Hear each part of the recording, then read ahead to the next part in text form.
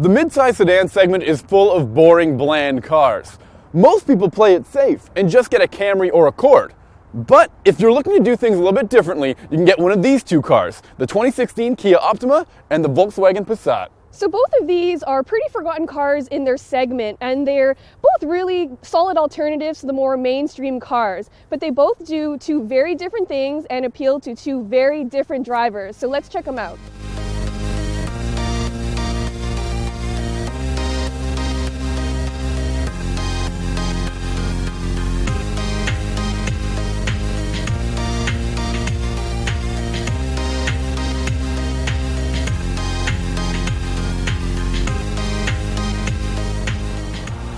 Now, the Kia Optima isn't usually the first car you think of when it comes to this class, but there's a lot of really interesting features in here that make it really, stand out in the top dogs of this segment.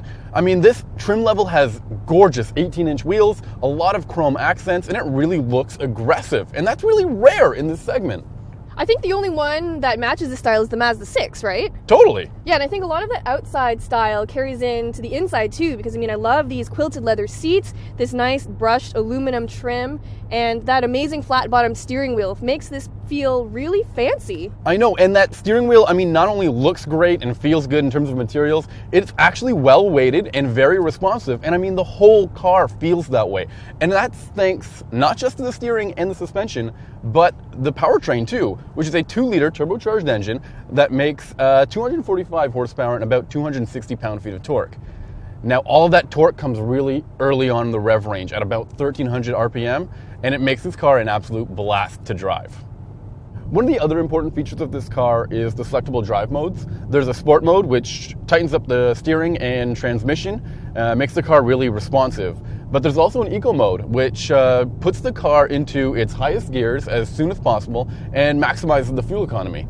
Yeah, so if driving is what you really want, the Kia definitely has a leg up, but it also balances that with a high-end interior design and a really good fit and finish and a ton of premium features. Oh yeah, we've got heated seats all around, we have vented seats for the driver and front passenger, we even have a heated steering wheel, and there's this massive panoramic sunroof, there's driver's seat memory, and I also love the infotainment system. This is a Harman Kardon branded stereo, and it sounds great. But you know what I really like? All of the driver assistance features. There's forward collision warning system, there's a blind spot assist, there's a lane departure system, there's a adaptive cruise control. But you know what's best? The 360-degree camera is so useful for parking this car. And a car this big, well, that comes in handy. So the Kia has a lot going for it, but I think you're going to be pretty impressed by what the Passat has to offer. So we're in the Passat now, and what's the very first thing you notice? It is so quiet in here, and it's very spacious. Yeah, the back seat is way bigger, there's more headroom, the trunk is bigger, and I think that whole quiet theme really carries through to the rest of the car, because even if you look at its style, it's a lot more sleepy than the Optima, and it just kind of blends into the background. I do kind of get old man vibes when I drive the Passat, but I love how smoothly it drives over rough roads. It is so quiet in here and so smooth.